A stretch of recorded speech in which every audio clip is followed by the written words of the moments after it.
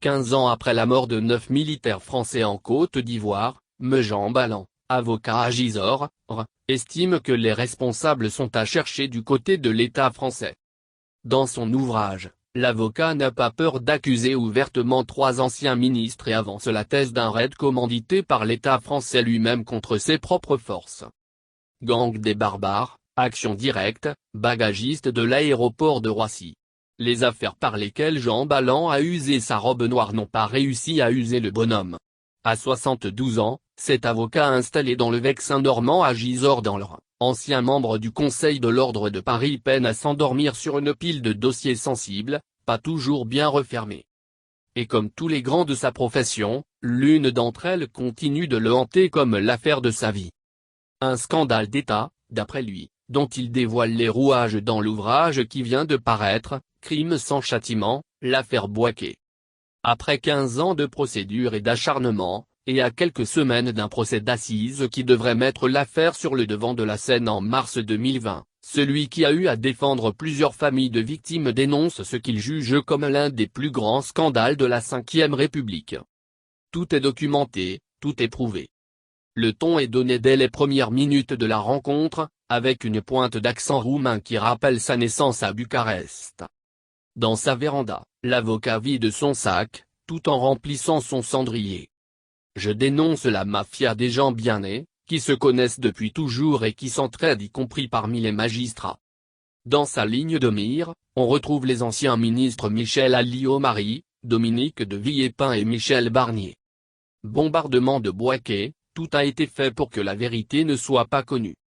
15 ans après la mort de 9 soldats français et d'un civil américain en Côte d'Ivoire, l'avocat Jean Ballan publie un livre à charge contre des ministres alors en poste à Paris.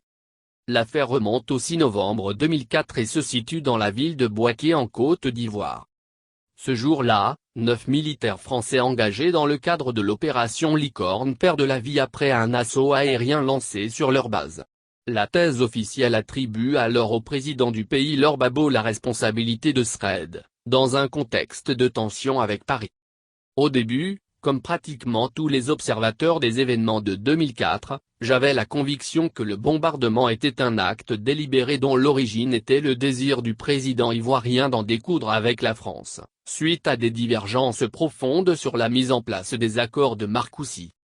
Ces accords qui tentaient d'apaiser les rapports entre le gouvernement légitime de la Côte d'Ivoire et les groupes rebelles qui occupaient le nord du pays à cette époque étaient perçus comme désavantageux par le président ivoirien, ce qui aurait appuyé la thèse d'une culpabilité du pouvoir ivoirien dans l'attaque du camp français. Très vite, plusieurs grains de sable viennent pourtant enrayer la thèse officielle aux yeux de Jean Ballan. Il y a d'abord cette fermeture exceptionnelle du foyer des soldats, qui sera visée par un tir précis, comme si l'on avait demandé aux pilotes de fracasser un lieu censé être vide. Pire, les 2 pilotes biélorusses à l'origine du bombardement sont d'après l'ouvrage arrêtés et laissés à la disposition des autorités françaises qui ne procéderont pourtant jamais à leur interrogatoire.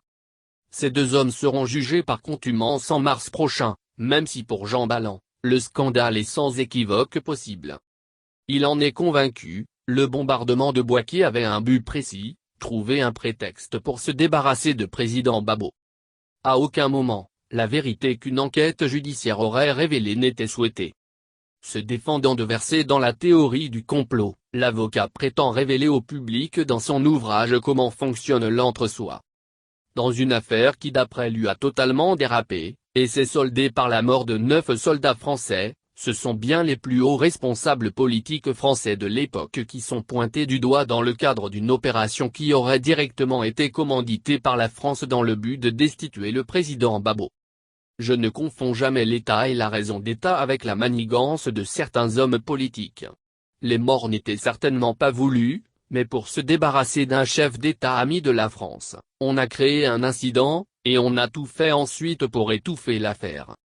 Jean Ballan suivra de près les assises qui s'ouvriront à Paris en mars 2020, pendant que le public pourra de son côté se faire une opinion sur ce ténébreux dossier, à la lecture de l'ouvrage d'un avocat qui confesse page après page, l'affaire d'une vie. Crime sans châtiment, affaire Bouaké, l'un des plus grands scandales de la Ve République de Jean Ballan publié aux éditions Max Milo.